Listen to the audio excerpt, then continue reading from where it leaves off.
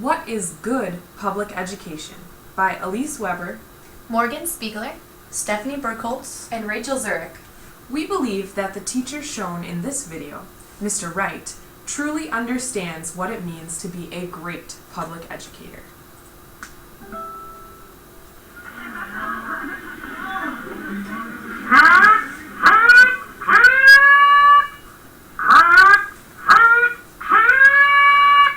Test question alert. Test question alert. Note from the big giant head. I don't fall asleep in this class. I just don't. And it's weird because I can remember falling asleep in every other class. I've never had a teacher like him at all. Like calculus, every day, just I pass out. Like, he's probably one of the teachers, like, probably when I'm 75 years old, that I'll still remember. RCs, I fall asleep in there all the time. He's the epitome of what I think a teacher should be. Have you never called a teacher? You know what? I think that's all for you. Okay, go ahead and go get that tail very quick. Mr. Wright has the key to the city. Yeah, I just tend to fall asleep a lot. It's a bad thing, but I do. But this class just keeps me interested, so there's no room for napping because you're learning. Like,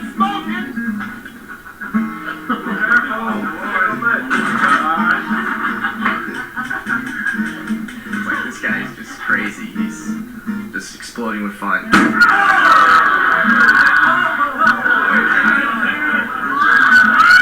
I don't know, you see a huge fire.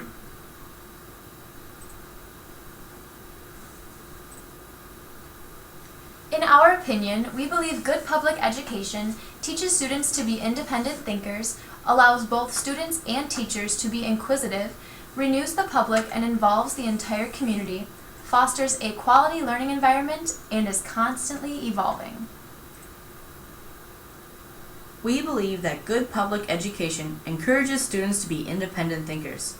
As you can see in this video, the young girl is exhibiting her independent thinking by not conforming to those around her. We also believe that good public education does not incorporate any right or wrong answer. Instead, it develops personal opinions, prevents information in an unbiased manner, and actively digs deeper into topics to utilize the smaller components to see the larger picture.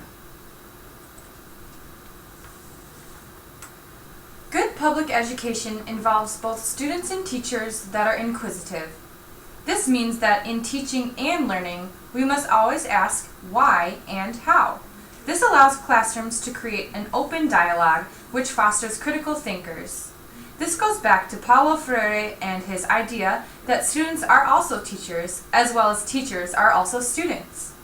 Teachers who are a part of a good public education should provide opportunities for inquiry. For example, they should never just give an answer away to a student, and getting the learning process to extend outside of the classroom. Ball bird in my hand and go up to the ceiling and a whole matter. I'm not going to have any kids sleeping, and every one of those people are out there asking how. And as soon as you get the kid asking how or why, I can rope them in and get that intrigue going with his love of learning. He says, I could care less about Newton's third law. I want to teach you something for you to take outside of school. That's what he's told us before, so it makes me feel like he really cares about me, and I know he does. He's a good man, and he will go out his way for you. Right, any last words? Do you love us? More than you know. Hang on. 3, 2, 1.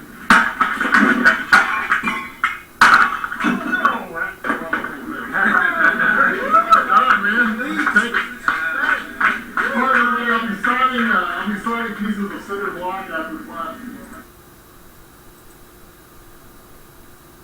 We believe that public education renews the public by creating new, free-thinking, engaged citizens, and involves the community in numerous ways.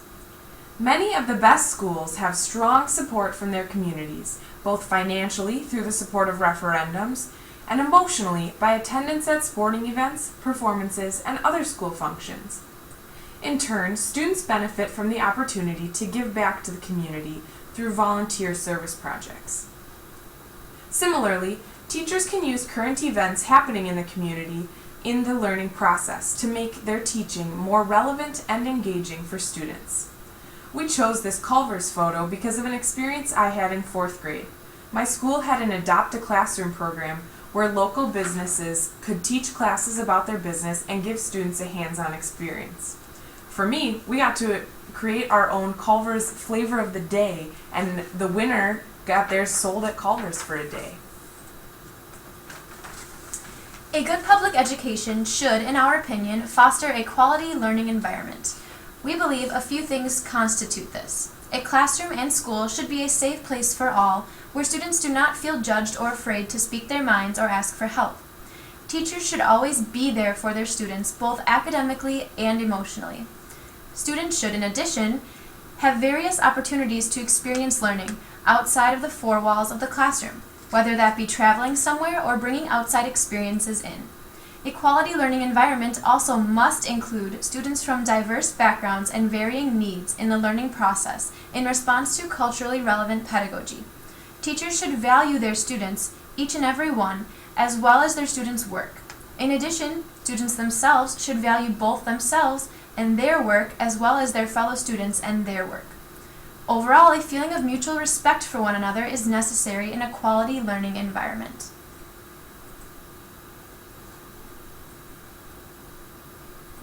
Schools have them for 6 hours a day, and then the kids go home, and whatever atmosphere they have around for the other 18 affects them.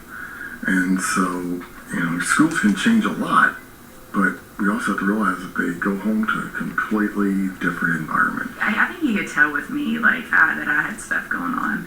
So he, kind of reached out to me first. And first I was like, dude, you're a teacher. I'm not going to talk to you.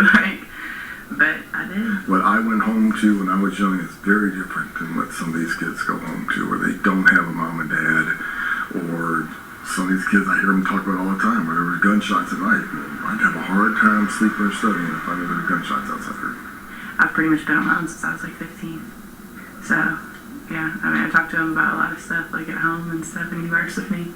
I've had everything from Mr. Right, we're pregnant, to I've had an abortion, to I've ran away, and here's what I'm saying. My father is beating me, and here's pictures of the holes in the walls, and you can see where the makeup is trying to cover bruises. It's just very different than where some of the rest of us are. That's why one size fits all doesn't work.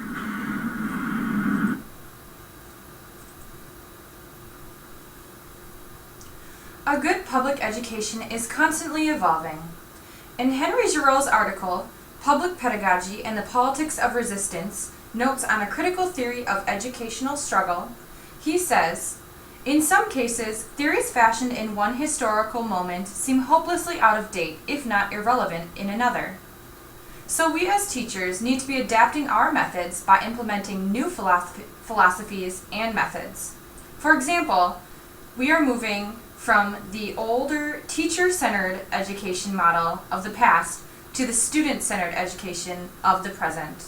We should also scaffold off of old but good philosophies. Evolving education provides opportunities for individual schools to teach the required curriculum, but teach it in the way that they wish. They can decide what is important and relevant to their students at the time.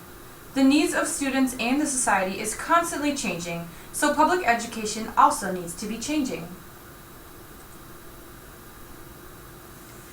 As a recap, we believe that good public education teaches students to be independent thinkers, allows both students and teachers to be inquisitive, renews the public and involves the entire community, fosters a quality learning environment, and is constantly evolving.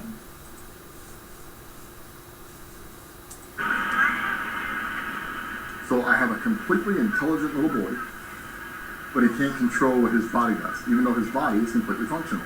The mere fact that right now your butt's on that chair, your butt tells your brain which way up is. His brain doesn't do that.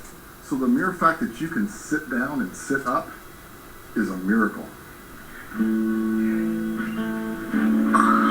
go. All right, now. That's it. Keep going. Oh!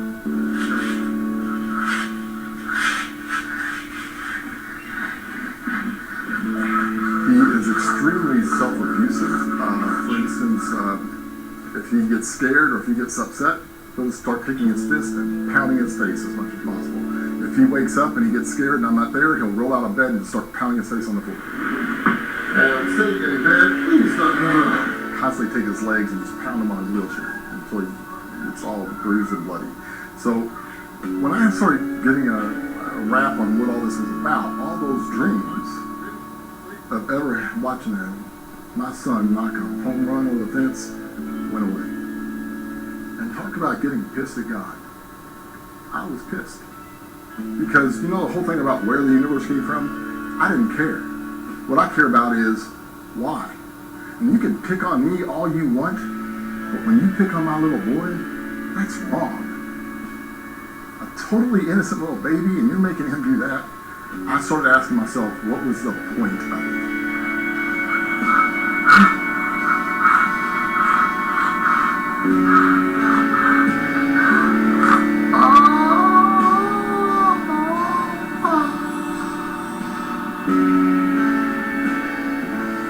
So as we went through all this, it was Abby that sort of taught me why. One day, I went up to her room, and she had Adam in the middle of all of her dolls. And I'm thinking, what are you doing? She's done playing with my little brother. I'm thinking, he didn't know how to play. And she said, Adam, she said, like, hand me a doll or something, and he just smacked it. And I'm thinking, wait a minute, if he smacked that, he can see. When did you find out he could see? He said, I don't know, he just started smacking dolls. And I'm thinking, holy mackerel. And so then we started working with him and trying to teach him a little sign language. And there was nothing more incredible than the day you see this. What's that mean? Daddy, I love you. So cool. That's when I knew it didn't care about how things worked anymore. It's the reason why things work is because of love. So there's something a lot greater than energy. There's something a lot greater than entropy. It's the fact that what's the greatest thing?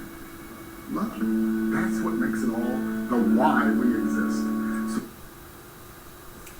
We believe that a key to engaging students in the classroom comes with the compelling why, or what ties the class into the students' lives and makes it meaningful.